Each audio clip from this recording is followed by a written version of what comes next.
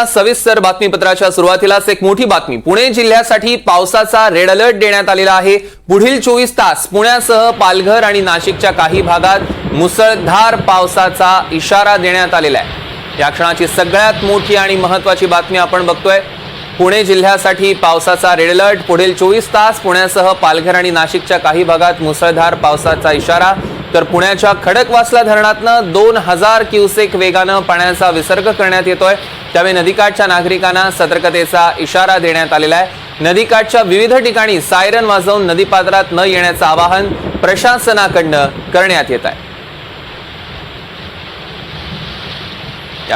या संदर्भातले अधिकचे अपडेट्स आपण घेणार आहोत। रेवती हिंगवे आपल्या प्रतिनिधी आपल्यासोबत थेट जोडल्या गेल्यात। रेवती, काय अधिकचे अपडेट्स आहेत?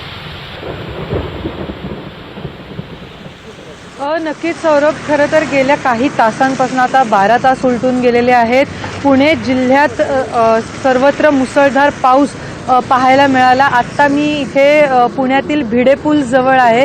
भिडे पुलाच्या इकडे जे मुळामुठा नदी पात्र आहे तिकडे पाण्याची पातळी बरीच वाढलेली देखील पाहायला मिळते। जर आपण या दृश्यांमधून बघू शकतो, इकडे मोठ्या प्रमाणात मेट्रोचं काम देखील सुरू आहे। मगाशी काही वेळापूर्वी इकडे NDTV मराठीने दाखवलेलं होतं की क्रेनचा वापर करून इकडे जो सगळा राडारोडा होता तो देखील इकडनं हटवण्यात येतोय। परंतु जर आपण बघितलं, इथे अजूनही काहीसा जे नदीपात्राच्या इथे जो सगळा राडारोडा आहे तो अजूनही तसाच पडलेला आहे।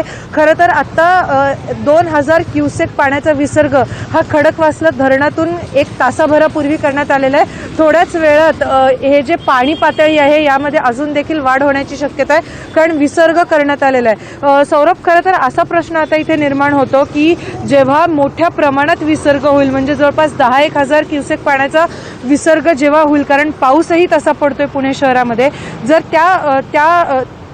तसा विसर्ग झाला तर हा जो सगळा राडारोडा आणि कचरा आहे तो सगळा इकडे रस्त्यांवरती येईल आणि तेव्हा सगळं रोगराई पसरण्याची देखील शक्यता जास्त आहे। इथे जर तुम्ही मागे बघितलं तर मागे तिकडे भोंगा देखील आहे।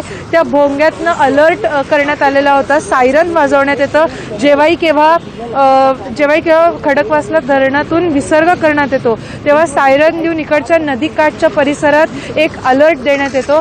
खरं तर आज रात्री, म्हणजे जो रात्रीपासून पाऊस चालू आहे त्या पावसाचं जे एवढा पाऊस झाला आहे पुणे शहरामध्ये की एकूण जो 15% वाढ आहे ती झालेली आहे।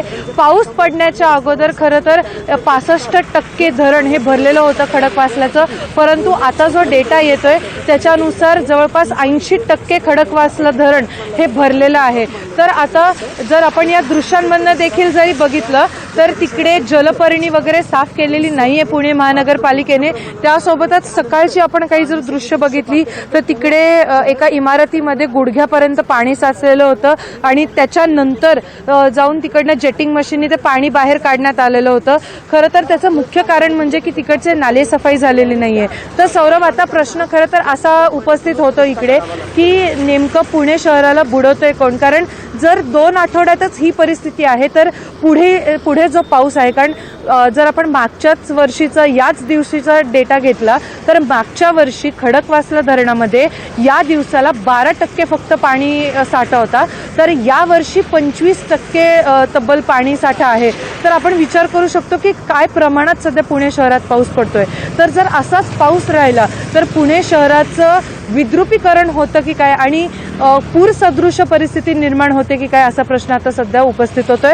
आत्ता सध्या IMD कडनं पुणे वेधशाळेकडनं रेड अलर्ट पुण्याला देण्यात आलेला आहे आणि त्यासोबतच नागरिकांना सतर्क राहण्याचा इशारा देखील देण्यात आलेला आहे। सौरभ, निश्चितच रेवती, नागरिकांनी तर सतर्क राहावं, पण ज्या पद्धतीने तुम्ही आता सगळी परिस्थिती सांगितलेली आहे, पुण्यात आता अजून काही काळ जर असाच पाऊस सुरू राहिला तर कदाचित पूरस्थिती निर्माण होऊ शकते। आधीची तर परिस्थिती तुम्ही सांगितली की प्रशासनाकडनं कामात दिरंगाई तर झालेलीच आहे, अव्यवस्थित अजूनही आपण बघितलं जलपर्णी सुद्धा तुमच्या अगदी बाजूलाच दिसते, साफ केली गेली नाहीये। पण आता जर समजा पूरस्थिती निर्माण झाली तर त्यासाठी प्रशासन सज्ज आहे का?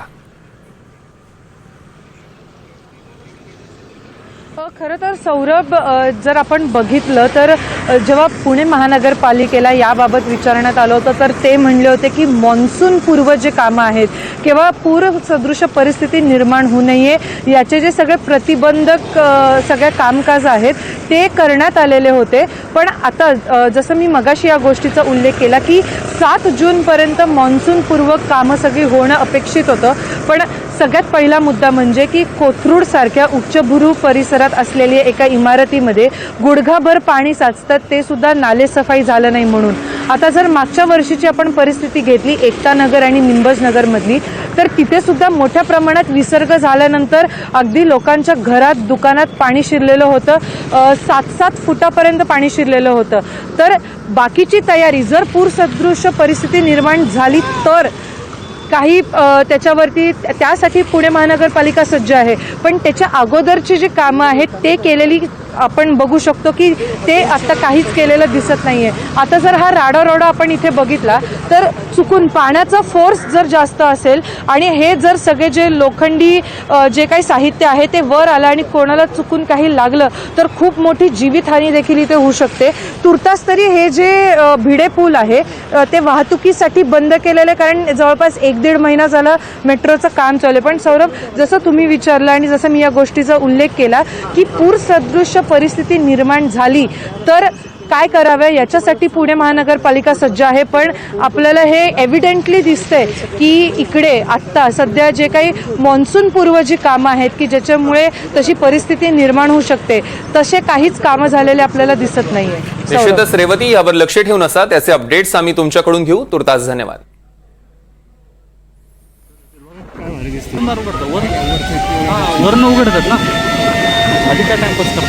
दरम्यान आपण हा सायरनचा आवाज ऐकला असेल. नदीकाठच्या विविध ठिकाणी आता सायरन वाजवले जातात आणि नदीपात्रात न येण्याचं आवाहन प्रशासनाकडनं करण्यात येतं.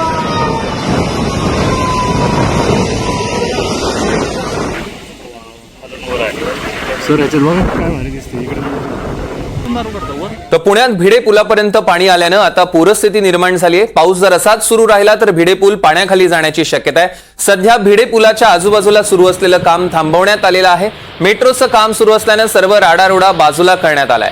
दरम्यान खडकवासला धरणातनं पाणी सोडण्यात आले, त्यामुळे कुठल्याही क्षणी भिडे पूल पाण्याखाली जाण्याची शक्यता आहे.